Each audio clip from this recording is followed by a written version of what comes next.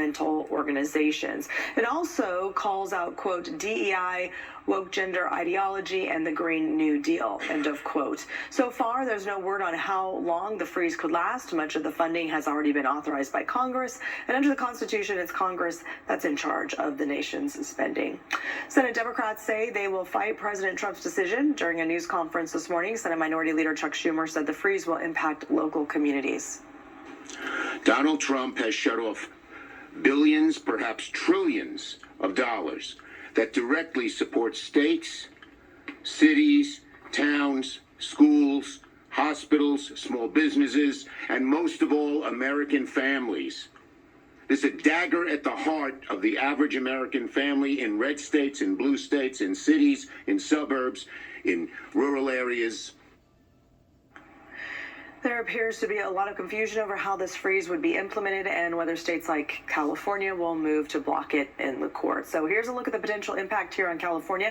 According to the state's Budget and Policy Center, California is set to receive $153 billion in federal aid this year, the most of any state in the country. These cuts could impact the CalFresh program, which is used to pay for food for about 5 million low-income Californians, many of them children in low-income families.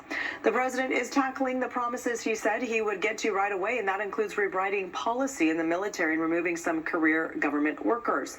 KCRA3's Christopher Salas is in our Washington bureau with more on another move made overnight. President Donald Trump signed an executive order Monday night that, among other things, could lead to a transgender ban in the military, roll back diversity programs, reinstate military members who refuse the COVID-19 vaccine, and develop a space-based missile defense system.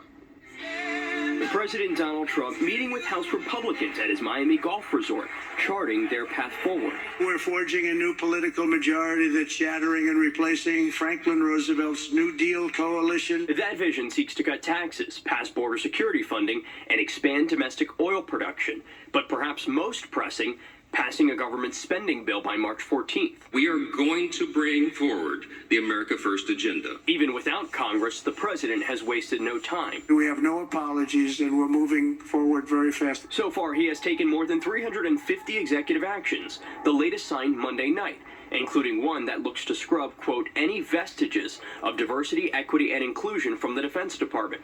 The president also firing Justice Department prosecutors who investigated him, and more than a dozen inspectors general or government agency watchdogs without proper due notice. This is a chilling, potentially unlawful decision by the president. It's a reminder that if there's anything President Trump fears most, it's accountability. President Donald Trump also getting a key member of his cabinet and overall tariff plan put in place yesterday after the Senate voted to confirm Scott Bessent as Treasury Secretary. In Washington, I'm Christopher Salas, KCRA3 News.